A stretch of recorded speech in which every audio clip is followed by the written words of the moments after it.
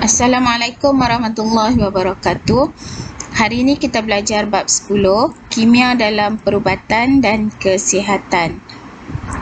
Kita terus ke subtopik 10.1, perubatan tradisional, perubatan moden dan perubatan komplementari. Kita tengok dulu jenis-jenis perubatan. Ada 3 jenis perubatan. Yang pertama ialah perubatan tradisional, yang kedua perubatan moden dan yang ketiga perubatan komplementari.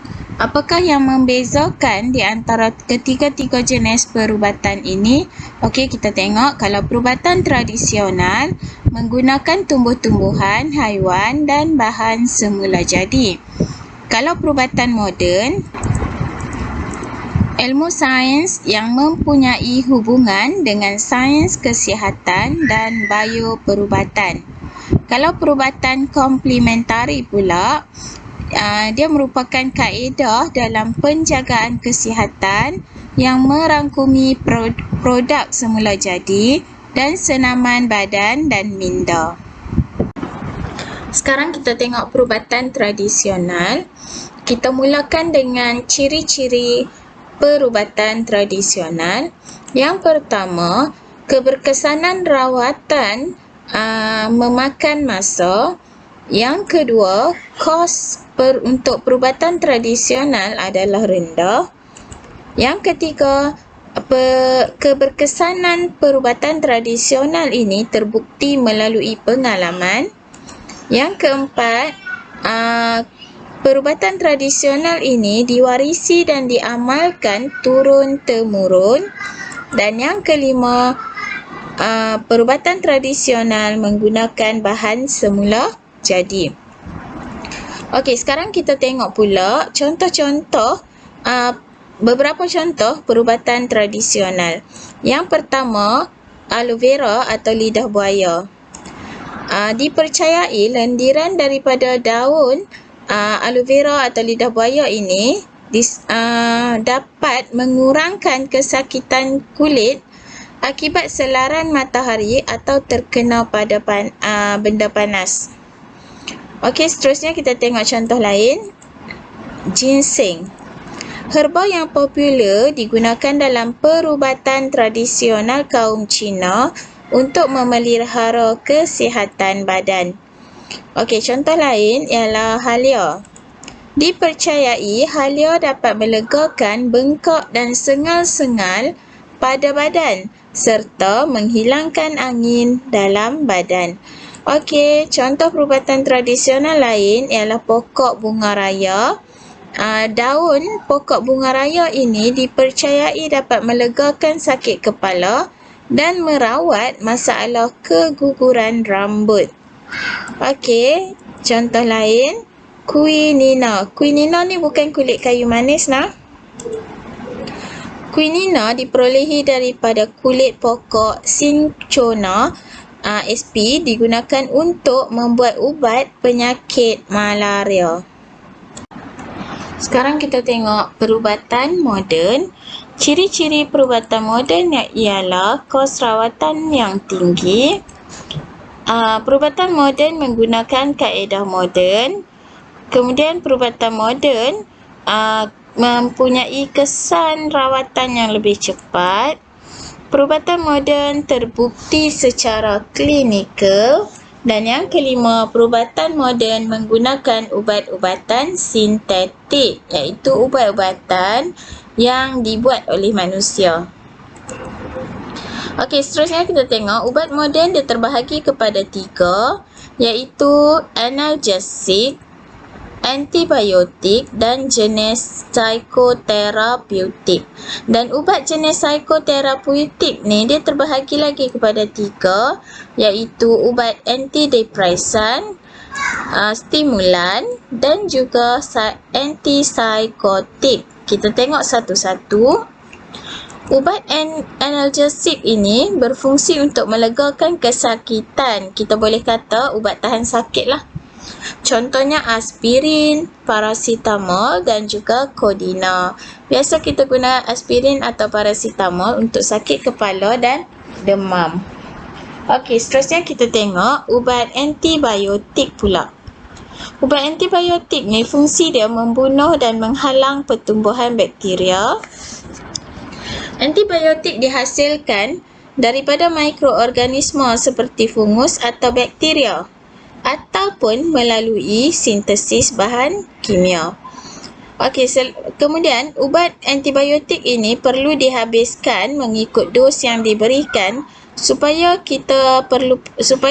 dapat dipastikan bakteria benar-benar terhapus.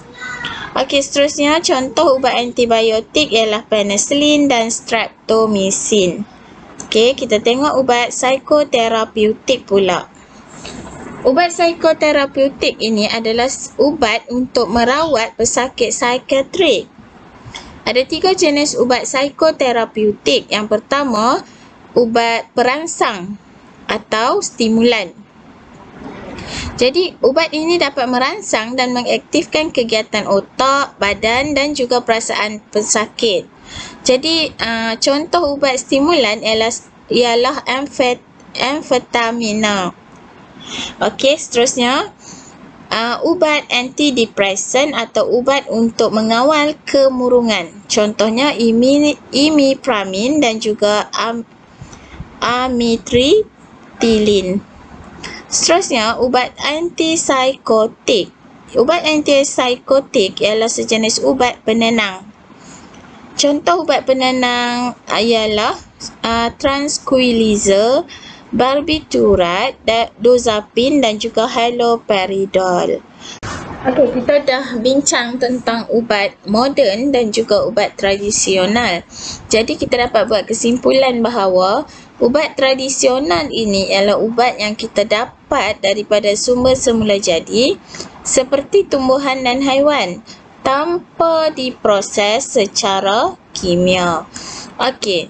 Kemudian ubat moden ialah ubat yang dihasilkan dalam makmal untuk kegunaan ramai dan dijual di pasaran secara meluas. Okey, seterusnya kita tengok perubatan komplementari. Ciri-ciri perubatan komplementari yang pertama, tidak melibatkan pembedahan dan jahitan.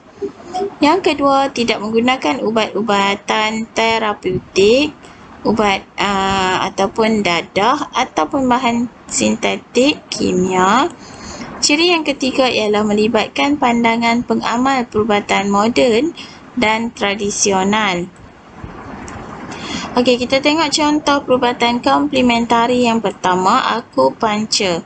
Akupuncture ini, kalau kamu lihat, menggunakan jarum steril dan dicucuk pada titik-titik tertentu.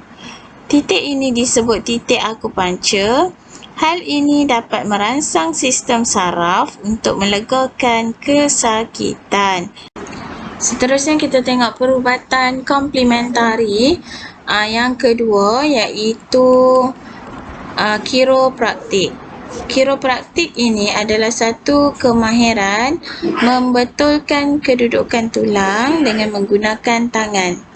Kiropraktik berkesan untuk merawat sakit belakang, sakit leher, sakit sendi, sakit kepala dan juga kecederaan sukan. Okey, contoh perubatan komplementari yang ketiga ialah urut. Urut merupakan satu kaedah memanipulasi tisu lembut badan menggunakan tangan, jari dan penumbuk. Urut didapati dapat melegakan keresahan, kesakitan, keletihan, ketegangan otot dan masalah urat saraf. Contoh perubatan komplementari seterusnya ialah homeopati.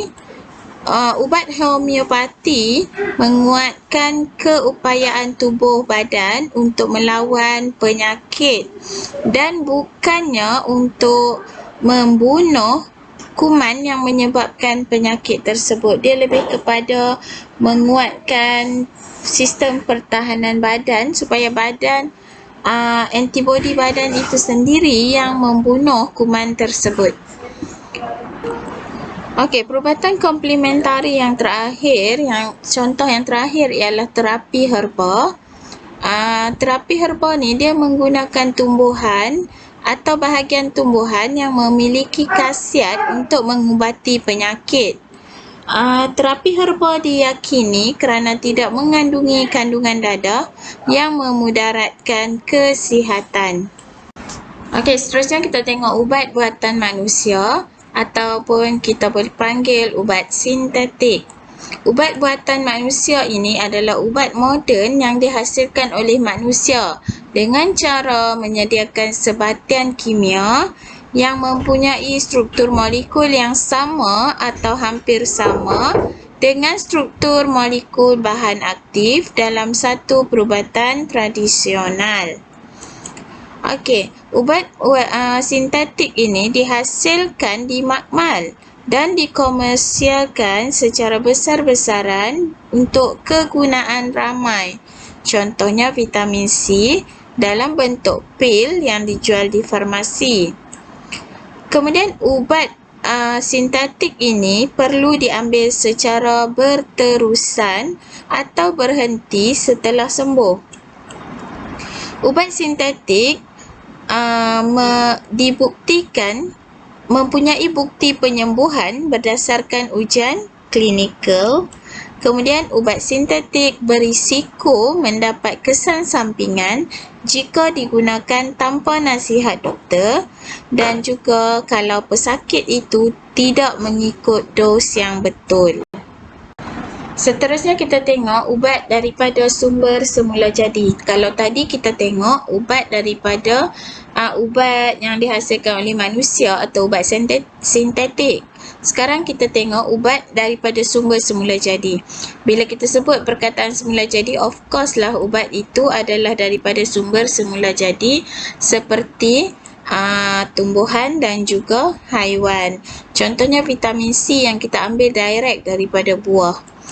Okey, untuk ubat daripada sumber semula jadi ni kita perlu ambil atau amalkan secara berterusan untuk keberkesanan. Okey, kita perlu amalkan dalam jangka masa yang panjang lah untuk melihat kesannya. Kemudian, bukti penyembuhan adalah melalui kepercayaan dan pengalaman orang terdahulu, bukan melalui ujian klinikal macam ubat sintetik. Okey. Dan yang terakhir, ubat daripada sumber semula jadi juga berisiko mendapat kesan sampingan kalau digunakan tanpa nasihat doktor ataupun pesakit tidak mengikut dos yang betul. Sekarang kita tengok kesan penyalahgunaan ubat-ubatan. Okey, yang pertama, ubat akan menjadi kurang berkesan untuk melawan penyakit. Yang kedua, apabila kita salah gunakan ubat-ubatan, kita berisiko mendapat kesan sampingan seperti alahan, muntah, sakit kepala, demam dan pengsan.